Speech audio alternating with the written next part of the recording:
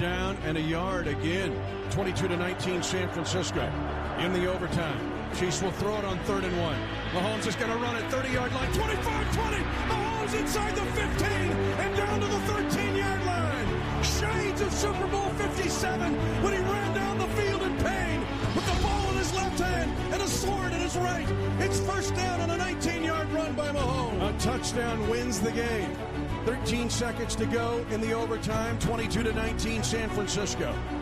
McKinnon is in at running back. First down and goal to go. Play action fake. Right side throw. Touchdown! Kansas City! McCole Hardman with the catch on the right side. A 3-yard touchdown pass in overtime. Kansas City wins the game. 25-22. And the Chiefs' kingdom has started its own history class. Because for the first time in 6,944 days, there is a back-to-back Super Bowl champion, and it is the Kansas City Chiefs, champions of Super Bowl 58 on the heels of Super Bowl 57. The Chiefs do it in overtime. Bonjour à toutes, bonjour à tous. Quel plaisir de vous retrouver dans ce nouvel épisode d'How About Those Chiefs, le seul podcast en français qui traite de l'actualité des Kansas City Chiefs. On y est presque. Pour lui, demain, c'est comme c'était Noël, même si on est le 23 avril. C'est mon Yo. Salut mon Yo, comment ça va ? Bah ça va, quel plaisir de te revoir. Par rapport à la semaine dernière, t'as pas pu être là et tout. Aujourd'hui. Quel plaisir de te voir et de refaire un épisode. On est un peu à l'ancienne là. On se retrouve les deux. Ça me fait penser à nos débuts. Ça me fait penser aussi au podcast qu'on avait commencé sur le Sporting KC. C'est vrai. Et voilà, quoi. C'est des belles histoires. L'équipe originelle. Ouais.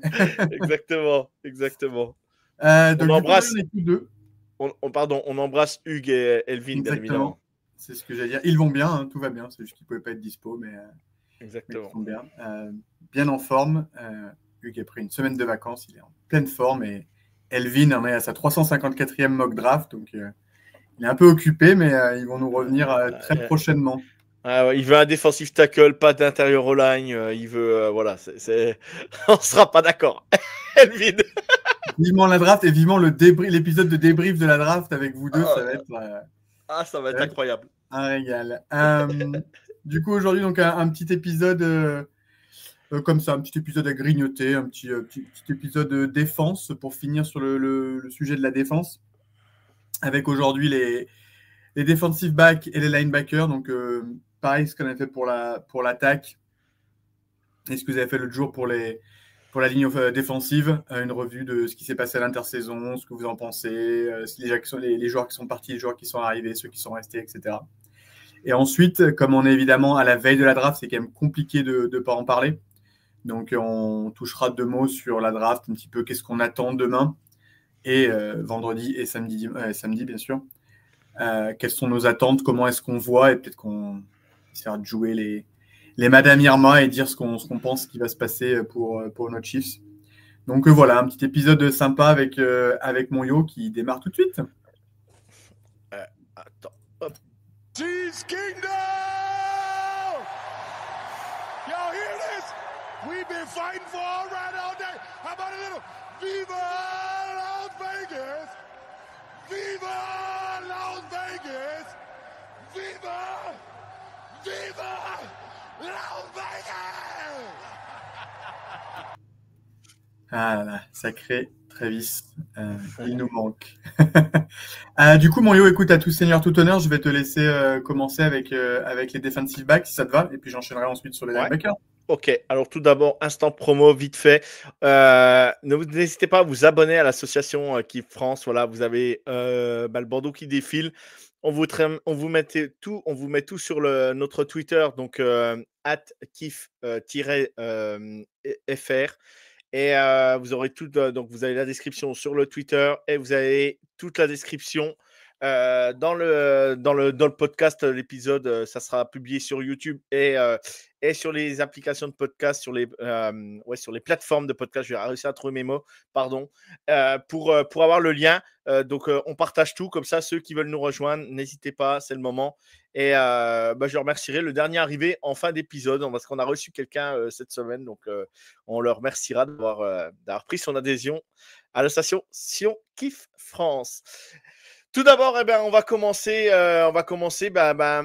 sur les defensive backs. Moi, le départ principal, c'est le départ de Justin Reid. On en a parlé vite fait avec Kelvin sur les départs. On avait établi tous les départs et les arrivées. On a donc Justin Reid,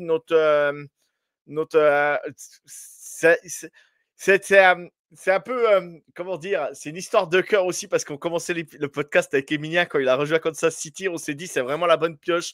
On était le chercher chez les Houston Texans et on avait adoré ce petit moment-là. On avait fait un petit épisode, je m'en souviens, rapide pour dire qu'il était là et tout. C'était notre premier épisode. Je coupais les montages et tout parce qu'on on faisait plein de bugs et tout. Mais la petite histoire.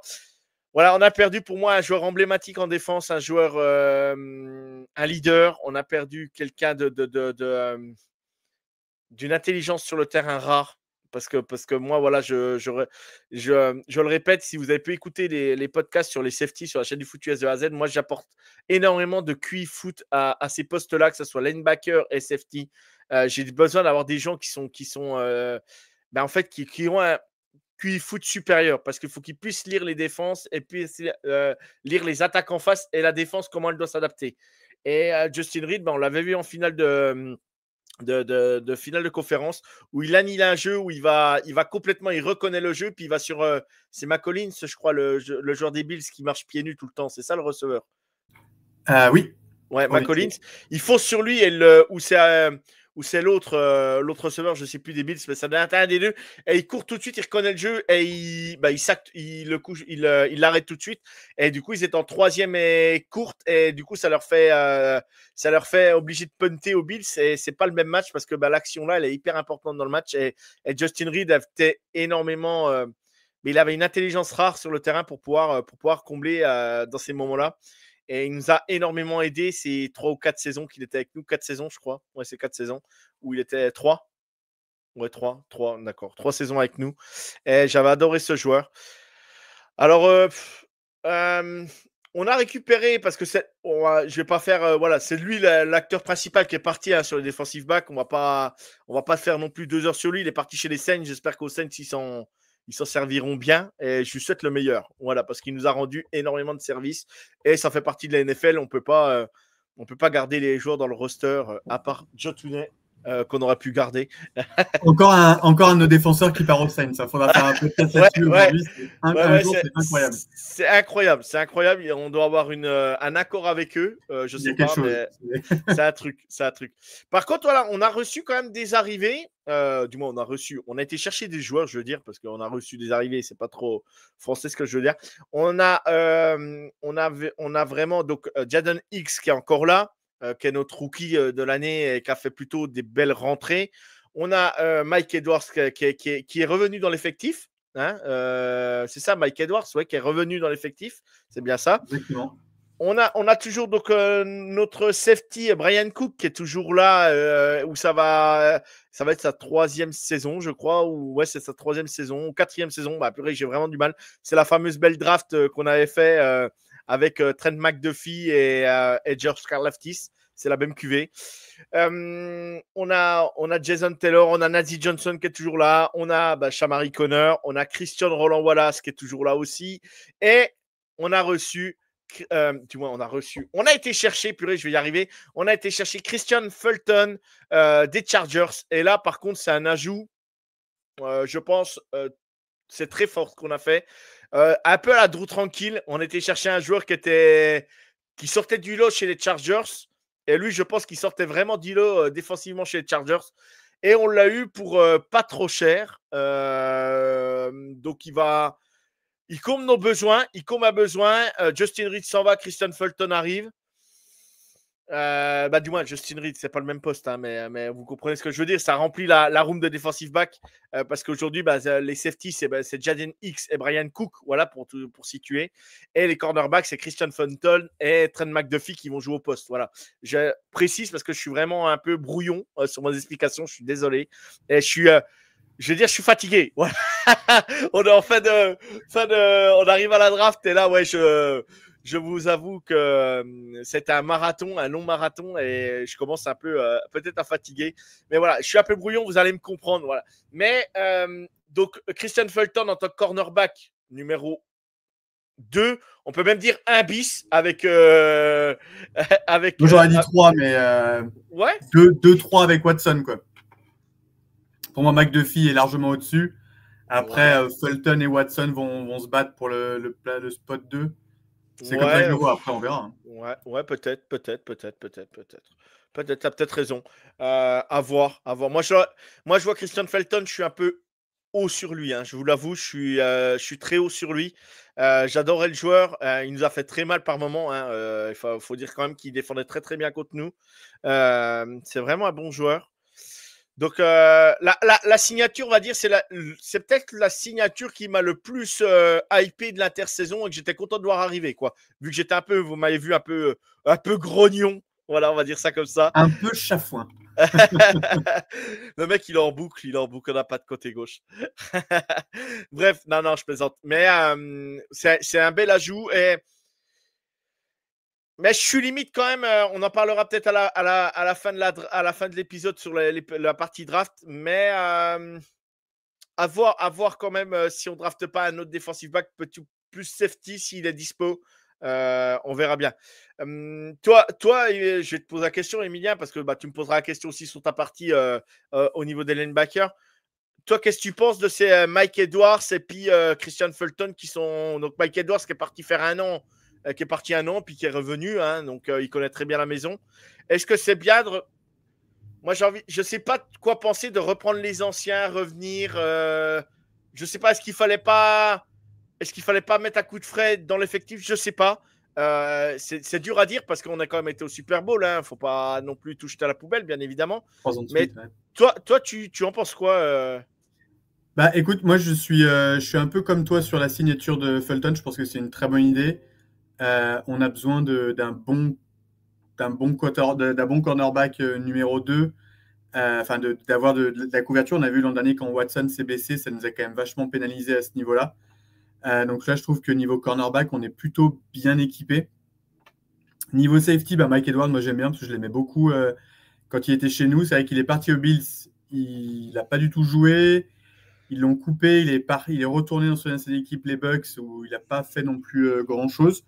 Du coup, il revient chez nous. Écoute, l'an dernier, il était bon quand il a joué chez nous. Donc, c'est pas un safety titulaire, mais dans la rotation, il est très important. C'est un peu comme c'est une sorte de Deon Bush que je crois qu'on a toujours aussi en safety. Ouais, il est toujours là. Il est toujours là, Deon Bush. Je ne l'ai pas cité, mais il est toujours là, oui. En un peu meilleur. Donc moi, je suis assez content. Et effectivement, on en parlera tout à l'heure à la draft, mais moi aussi, j'ai vu qu'il y avait 1 ou 2 safety apparemment qui étaient plutôt pas mal, qui pourraient peut-être tomber à la draft parce que c'est une position qui n'est pas très très bien considérée. Et moi, je trouve que l'an prochain, qu'est-ce qui va se passer en safety? Parce qu'effectivement, on a perdu Reed et là, je te rejoins, un gros hommage. C'est un joueur que j'ai adoré, franchement, génial. Mais je suis limite moi, à trouver son maillot. Hein. Franchement, je suis limite à acheter son maillot parce que. Puis c'est un mec. Adoré.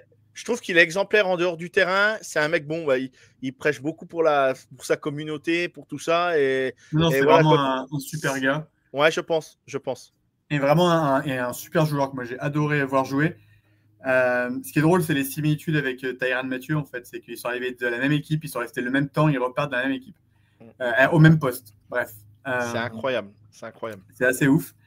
Mais non, moi, Justin Reed, c'est clair, c'est une grosse perte. Mais par contre, pour l'an prochain, le poste de safety, je suis un peu inquiet parce que, on a Edwards, on a Bush, qui sont des bons dans la rotation, mais sans plus. Cook, qui alterne quand même depuis 4 ans le bon, le moins bon, un peu des blessures, etc. Sa blessure lui a fait mal. Hein. Cette année, sa blessure lui a fait mal. Ouais, la blessure qu'il a en année contre les Packers, il a eu du mal à en revenir. Ouais. Du coup, j'avoue que moi, drafter un safety assez haut, je ne serais pas forcément contre. parce que je pense que ça va être vite un besoin. Et on aime bien, Vitch, il aime bien souvent drafter le mec l'année d'avant, avant qu'il en ait vraiment besoin. Alors après, on a aussi Shamari Connor et X. Mais bon, à mon avis, moi, je pense que Cook va partir. Je pense qu'on va miser sur X et Connor. Mais ajouter un troisième mec. Il y a un joueur qui chute à la draft parce qu'il a fait un mauvais combine. Et moi, s'il est là au fin de deuxième tour, en sachant qu'on a les pics très rapprochés, là, tu sais, fin de deuxième et début de troisième, là, tu sais. 63-66, je crois, si je ne me trompe pas, ou 60, un truc comme ça, je ne sais plus. 63-66, je crois, ouais, il me semble que c'est ça, ça. De tête, il me semble que c'est ça. Si je ne veux pas dire de bêtises. Et on y viendra après, mais si ce joueur est dispo, moi, il faut savoir que, voilà, pour info, je l'ai drafté fin de premier tour dans la mock de The Playoff FR que j'ai fait hier et qui a été publié aujourd'hui sur les plateformes de podcast. Et parce que j'avais pas de joueurs que les defensive tackles qu'on visait sont partis. Les wide receivers, ça faisait un gros reach. Voilà, les offensive tackles, il n'y avait plus. Donc, je l'ai pris. C'est le moins bien coté aujourd'hui à la draft des 3 meilleurs, mais pour moi, c'est le meilleur. Après, c'est mon point de vue perso, quoi. On en viendra après. Mais je suis d'accord avec toi, il va falloir... parce que Brian Cook, j'aime bien.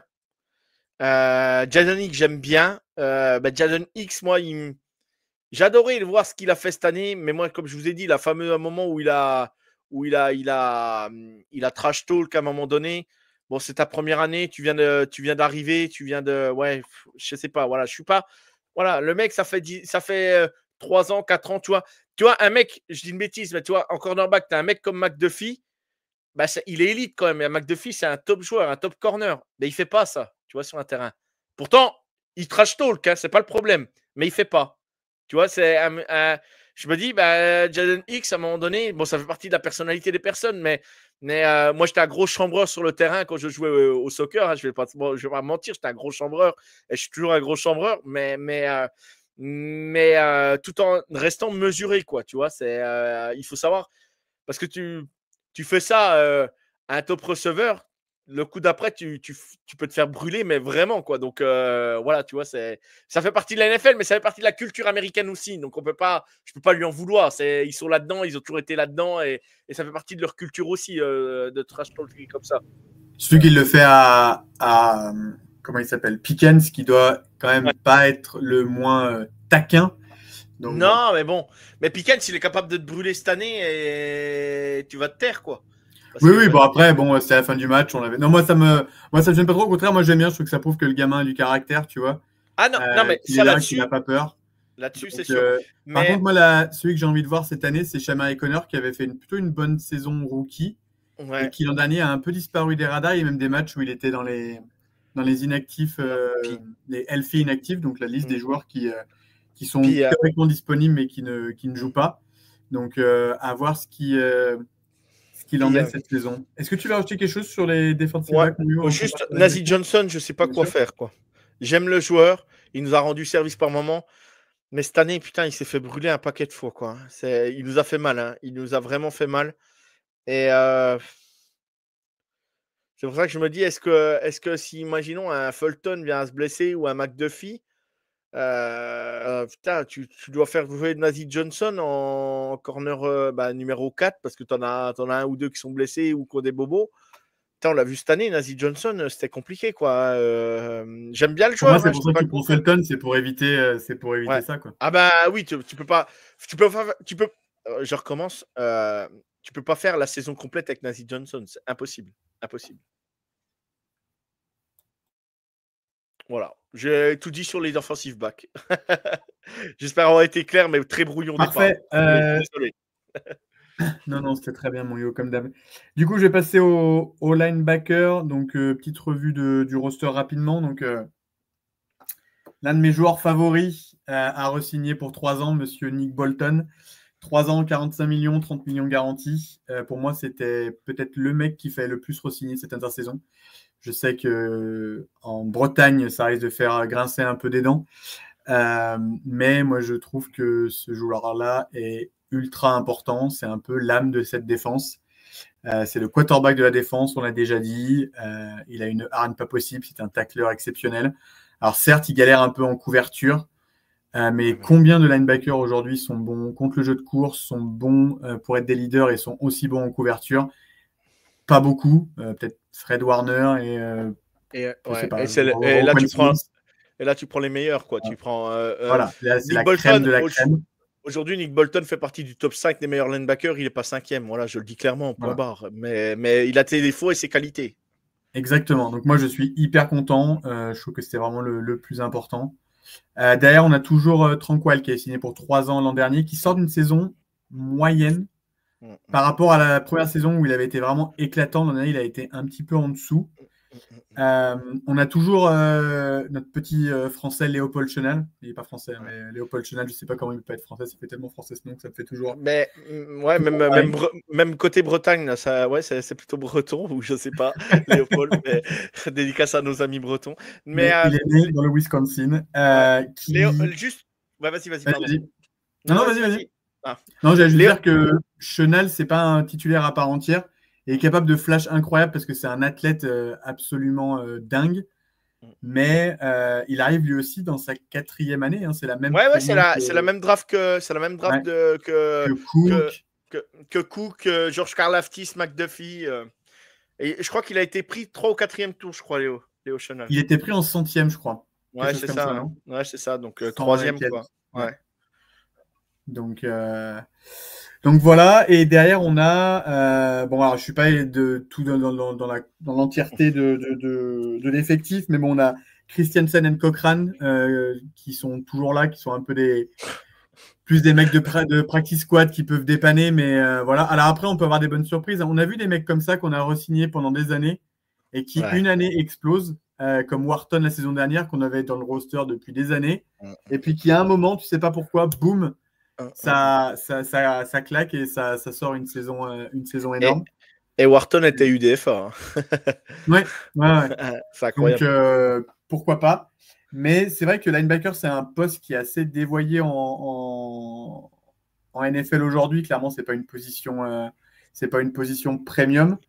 Moi, je trouve que quand même notre défense a quand même pas mal reposé là-dessus, hein, parce qu'il y a 2 ans, quand on avait Gay, Chenal, Tranquil, Bolton, c'était quand même impressionnant. On gagne les Super Bowls aussi grâce à ça. Hein. Défensivement, exactement. Ils étaient là, à la course, à la passe, ils étaient partout. Ouais. Et on a bien vu les Eagles la saison dernière.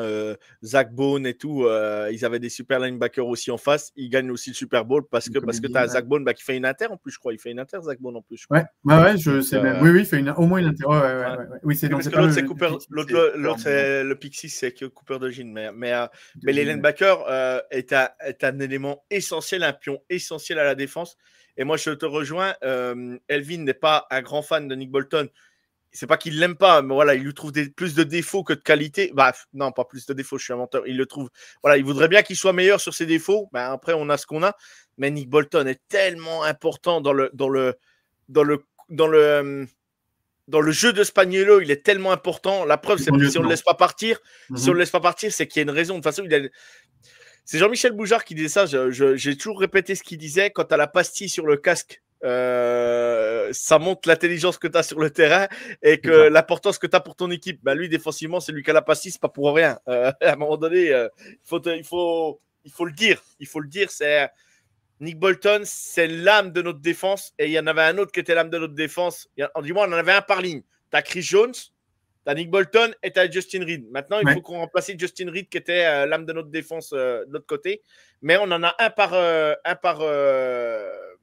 ligne, quoi, on va dire, si on veut. Voilà. C'est exactement ça. Donc voilà, écoute, en plus, l'autre raison pour laquelle je suis contente que Bolton ait re-signé, c'est que de ce que j'ai compris, la classe de linebacker dans cette draft n'est pas incroyable.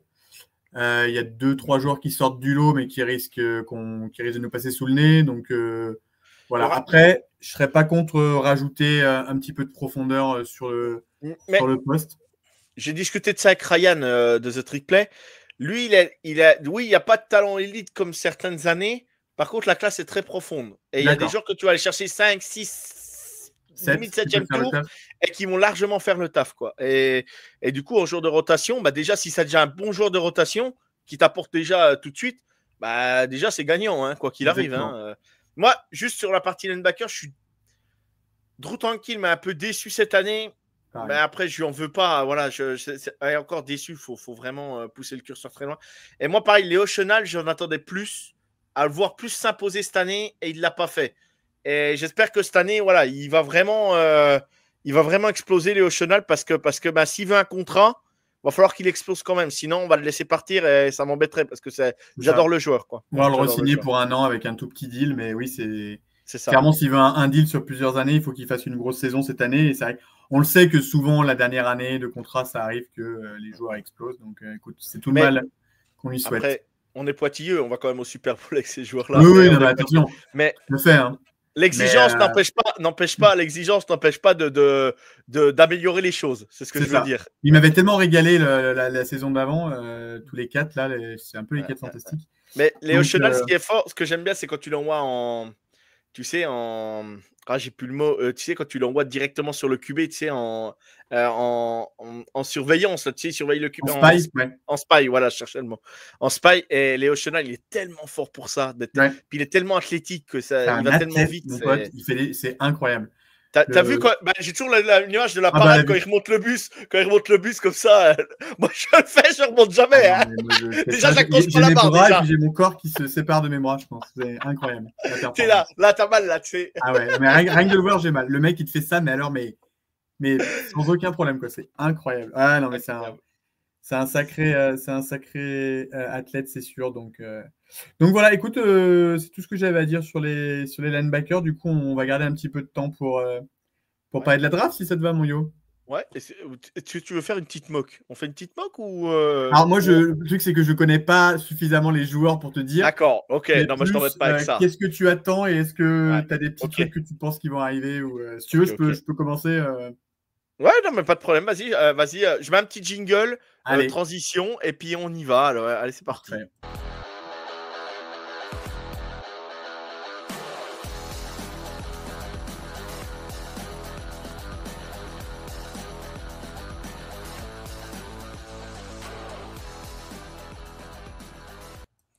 On se croirait dans FIFA World Cup 98. FIFA 98.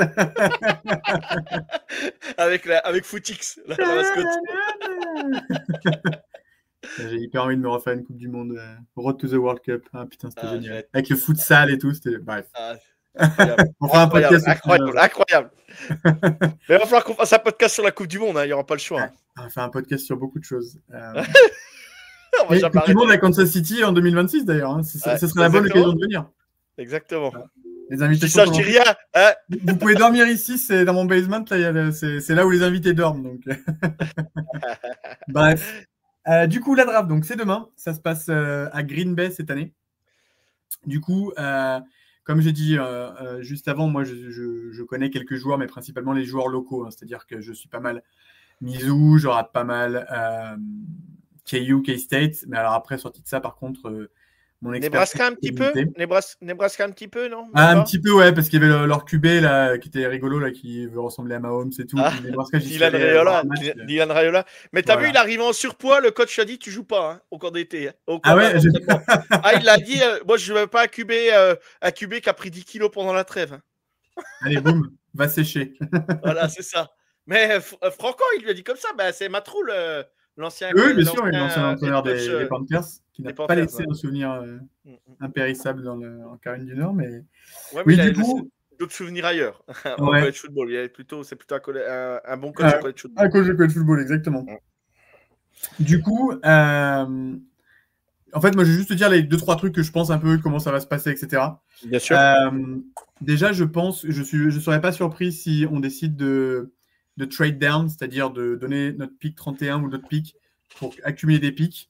Parce que pour une raison principale qui est que si tu regardes, nos picks sont assez, je dirais, mal répartis entre guillemets. C'est-à-dire que tu as ce 63-66 là, qui sont tous les deux à côté. Ça sert un petit peu à rien entre guillemets.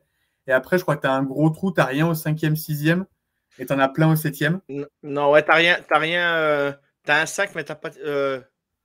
Je crois, attends, je vais vérifier. Il me semble que tu as un 5, mais pas de 6. Je crois pas de 6. Il y a un moment où tu as un trou. Enfin, c'est pas très, très bien réparti. Et du coup, je ne serais pas étonné que si demain, il n'y a pas beaucoup d'équipes qui prennent le quarterback au premier tour et qui, du coup, prennent C'est fait que beaucoup de bons joueurs tombent. Moi, je pense que cette année, la classe de quarterback, ça va faire un peu comme il y a 2-3 ans, là, où il n'y avait eu qu'un seul prix au premier tour. Ouais, Kenny Pickett. Ouais, voilà, et que tous les autres, ils vont gentiment attendre dans leur salon. Ce qui, du coup, serait pas une bonne nouvelle pour nous, parce que nous, évidemment, on a besoin de quarterback. Donc, s'ils pouvaient en prendre 4 au premier tour, ça libère toujours des joueurs qui, après, peuvent tomber. Donc, malheureusement, je la vois un peu comme ça, cette classe. Après, je suis persuadé malgré tout que Luther Burden peut tomber en 31, mais je pense qu'on ne le prendra pas.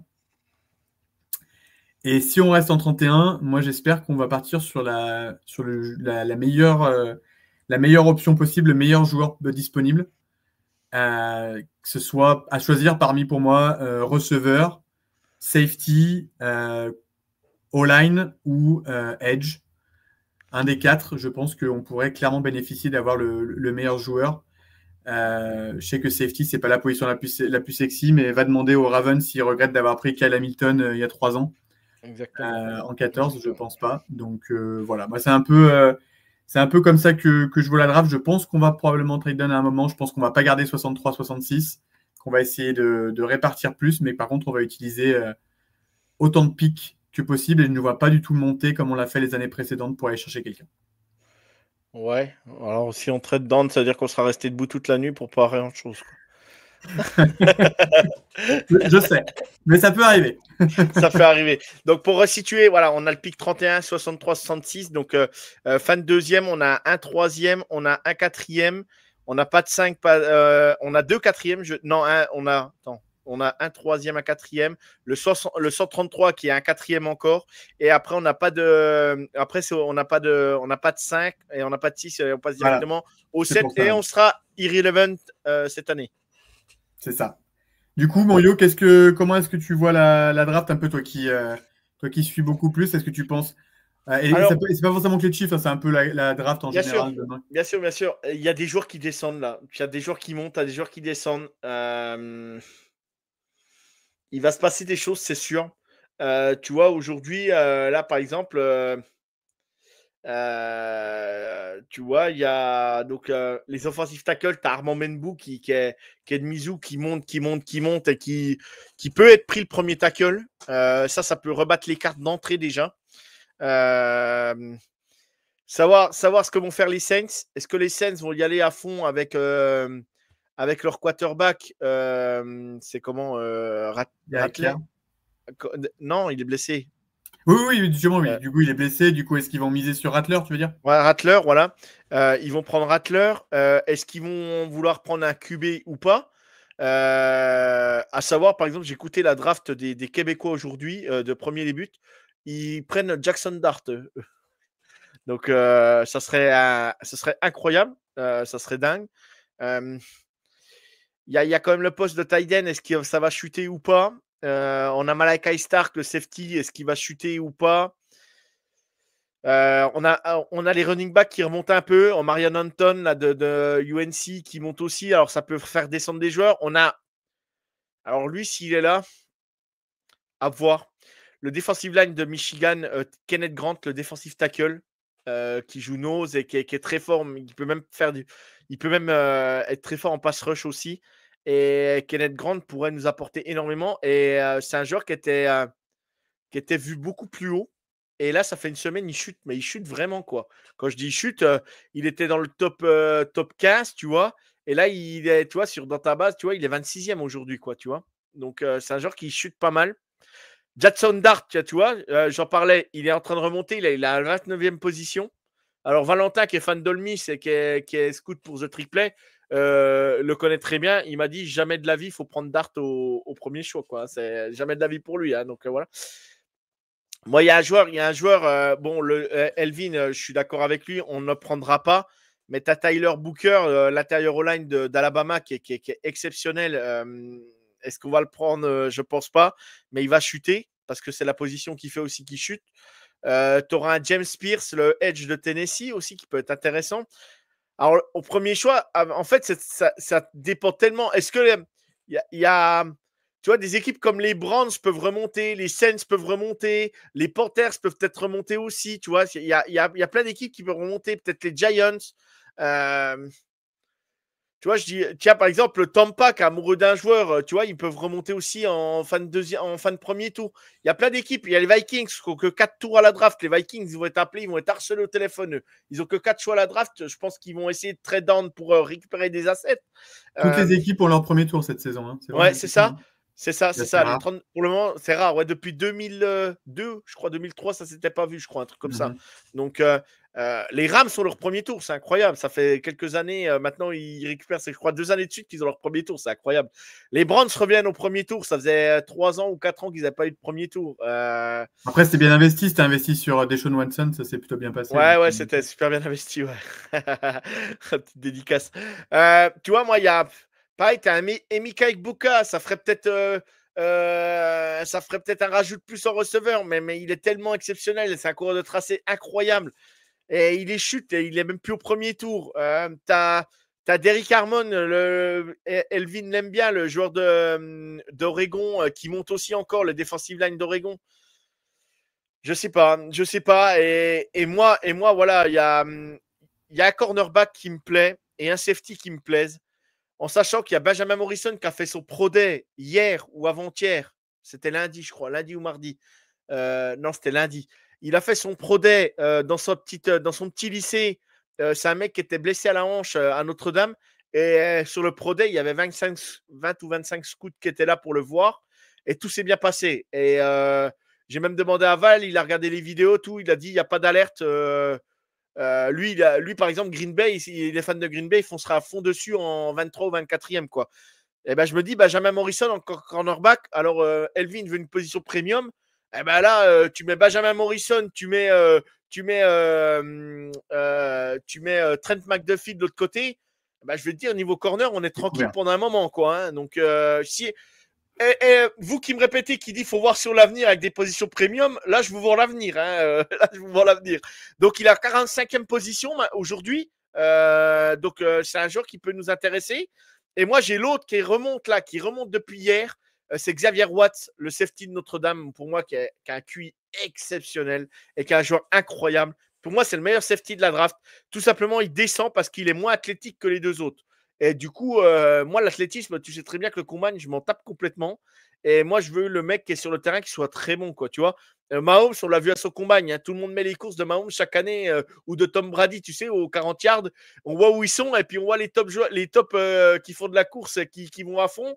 Et on voit que Mahomes, il est décroché complètement. Par contre, Mahomes, voilà, c'est le meilleur QB de la ligue. Par exemple, pareil, il y a Josh Allen, il était débile, c'était pas le meilleur au combine, au 40 dash. Et puis on voit le quarterback que c'est, il nous fait souffrir chaque année. Bref.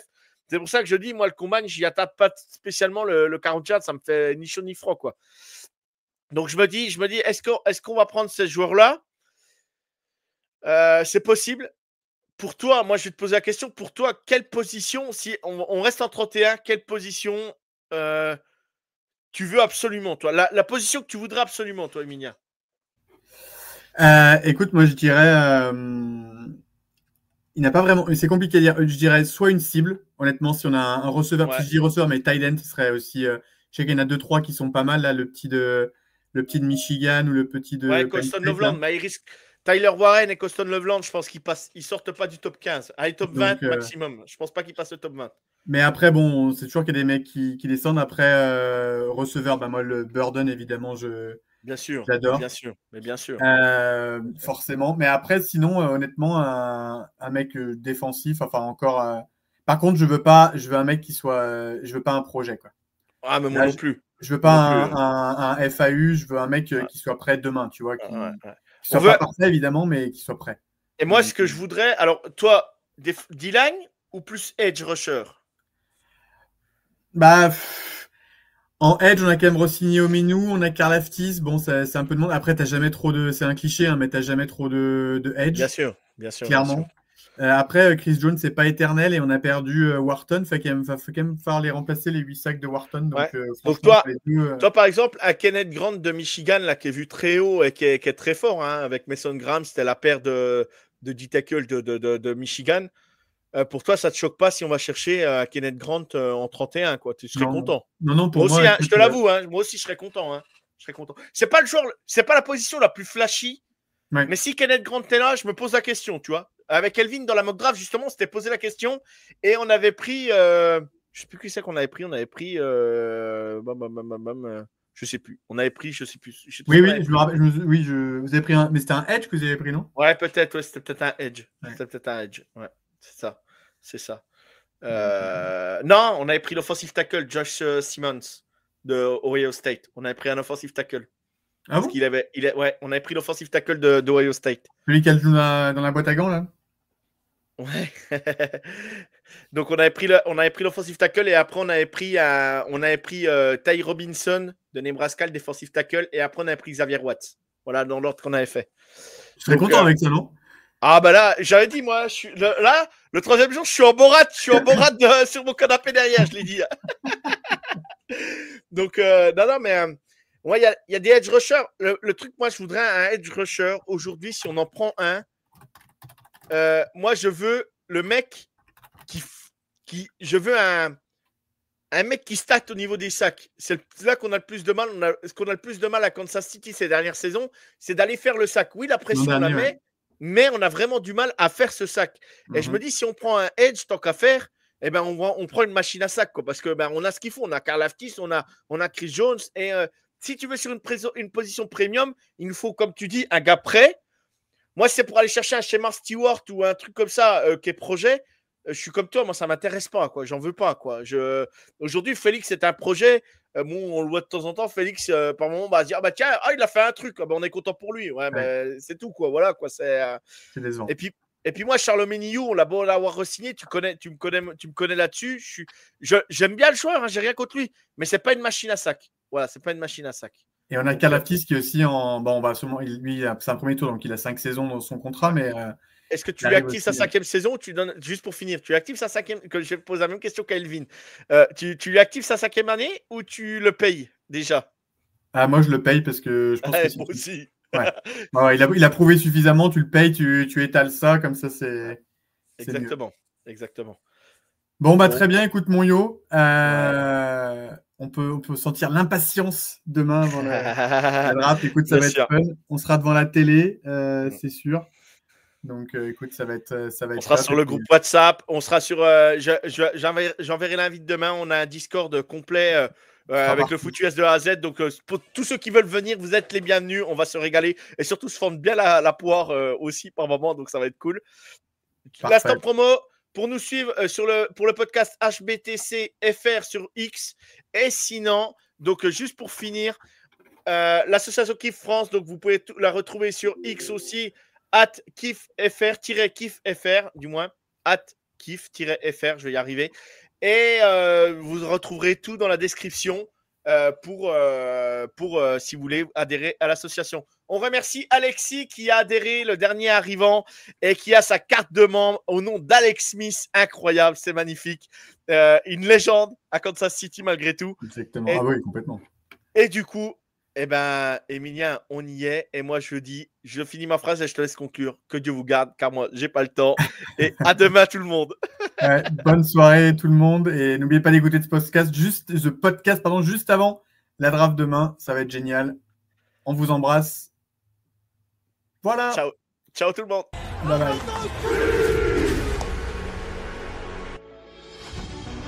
Third down and a yard again. 22-19 San Francisco in the overtime. Chiefs will throw it on 3rd and 1. Mahomes is going to run it 30-yard line. 25-20. Mahomes inside the 15 and down to the 13-yard line. Shades of Super Bowl 57 when he ran down the field in pain with the ball in his left hand and a sword in his right. It's first down on a 19-yard run by Mahomes. A touchdown wins the game. 13 seconds to go in the overtime. 22-19 San Francisco. McKinnon is in at running back. First down and goal to go. Play action fake. Right side throw. Touchdown! Kansas City! McCole Hardman with the catch on the right side. A 3-yard touchdown pass in overtime. Kansas City wins the game. 25-22. And the Chiefs Kingdom has started its own history class.